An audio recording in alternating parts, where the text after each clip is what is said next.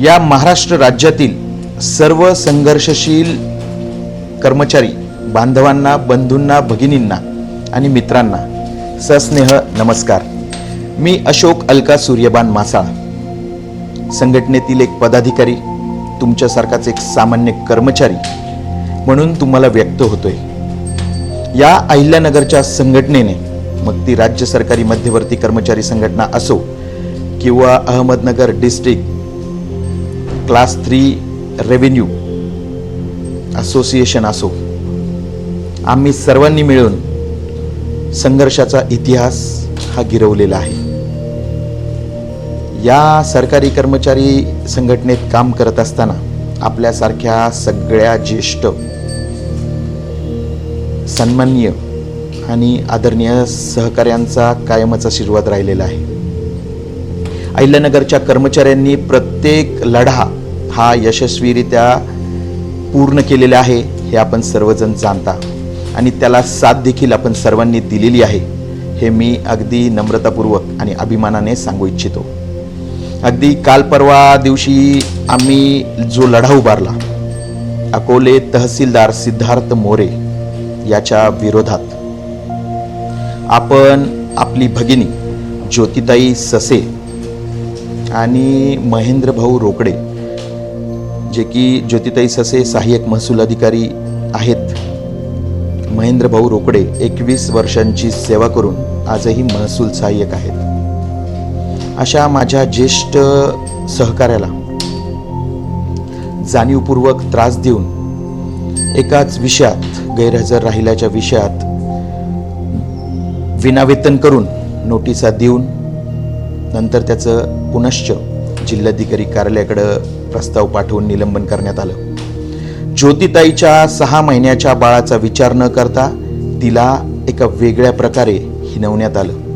हे आम्ही पुराव्यानिशी माननीय जिल्हाधिकारी महोदय, माननीय विभागीय आयुक्त आणि समस्त महाराष्ट्रासमोर, आपल्यासमोर सर्वांसमोर मांडलं होतं. आपण सर्वांनी एक संघ राहून आम्हाला साथ दिली.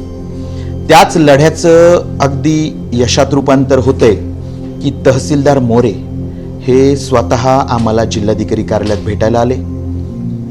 त्यांनी त्यांची बाजू मांडली. अगदी नैसर्गिक न्यायतत्वाने आपण त्यांना त्यांची बाजू मांडण्यासाठी देखील संधी दिली. आपल्या पदाधिकाऱ्यांचं एक शिष्टमंडळ त्यांच्यासोबत बोललं. मी स्वतः त्यांच्यासोबत बोललो. झालेल्या प्रकाराबाबत त्यांनी दिलगिरी व्यक्त केली. त्यांना त्या गोष्टीचा अगदी मनापासून पश्चाताप होत असावा असं त्यांच्या चेहऱ्यावरून आणि त्यांच्या देहबोलीवरून आमच्या लक्षात आलं. अगदी आम्ही देखील माणसे आहोत, ते देखील माणसे आहोत, माणसांकडून चूक होती या गोष्टीचा आम्ही विचार करतो, म्हणून आम्ही तुम्हाला कुठल्याही गोष्टीत हिणवून, तुमच्याविषयी वाईट बोलून तुमच्यासारखंच वागणार नाही. ही देखील आमच्यात माणुसकी आहे साहेब. तुम्ही आम्हाला सांगितलं की माझी काही चूक नाही, मी स्त्रियांकडे कार्यालयात वेगळ्या भावनेने बोलत नाही, काय नाही. त्या दिवशी त्यांच्याबरोबर बोलताना स्लिप ऑफ टंग किंवा अनावधानाने बोलण्यात आलं, पण माझ्या भावना या त्यांच्याविषयी अमुक अमुक अशा होत्या. ठीक आहे, आम्ही तुमचं ऐकून घेतलं.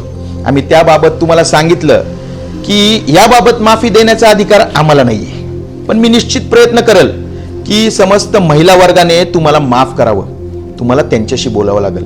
एकतर तुम्ही पुढच्या वेळेला त्यांना भेटायला या, तुमची व्यथा त्यांच्याजवळ मांडा, कारण की कुठलीही स्त्री ही खूप मायाळू असते.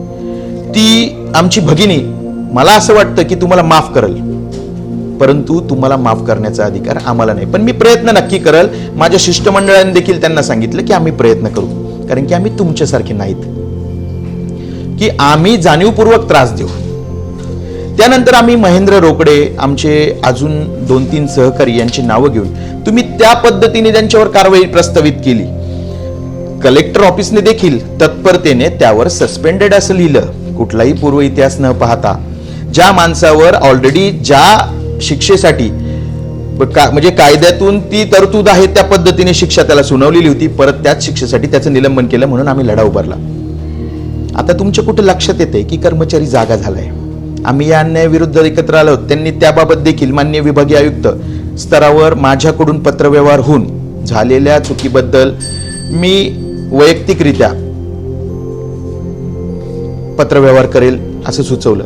कारण की अनेकदा आपल्या खात्यात एकदा बांध सुटला तर काही करता येत नाही, ही काळ्या दगडावरची पांढरी रेष आहे. आपल्याला पुढे त्याचे अनेक उपाय आहेत, आपण ते निश्चित करणार आहोत. आपण शांत स्वस्थ बसणार नाहोत, बिलकुल नाही बसणार. तर ही चर्चा निष्फळ झाली, परंतु अगदी त्यांच्या देहबोलीवरून कर्मचारी जिंकल्याची भावना मिळाली. पण हा विजयी जल्लोष आपल्याला राक्षसी प्रवृत्तीत अजिबात व्यक्त नाही करायचा. हा आनंद नाहीये, ही आपली हेटाळणी ज्यांनी केली, आपला आक्रोश करायला ज्यांनी भाग पडलं, त्याच माणसाला हे समजतंय की आपलं कुठेतरी चुकलंय. हा आपल्या एका अर्थाने विजय आहे. हा विजय आपल्याला जल्लोषात कधीच रूपांतर होऊ द्यायचं नाही. आपले पाय जमिनीवर ठेवायचे. आपण देखील माणूस आहोत, आपण देखील एका समाजातील एक चांगले घटक आहोत. आपल्यावर खूप मोठी जबाबदारी आहे. हा कुठल्या विजयासाठी चाललेला लढा नव्हताच मुळी, हा आपल्या अन्यायावरचा लढा होता. मित्रांनो, हे सगळं झाल्यानंतर काल परवा दिवशी आम्ही एक VC घेतली.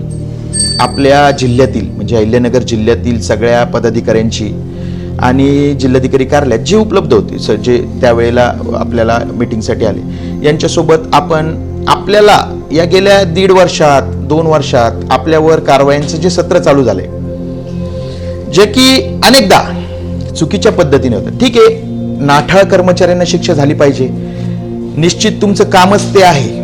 परंतु त्या कामाचा, त्या अधिकाराचा गैरवापर करून कर्मचाऱ्यांना त्रास देण्यासाठी तुम्ही जी कागदाची व्यूहरचना आखलीत, या सगळ्या गोष्टी आम्ही अभ्यासाअंती घेतल्या.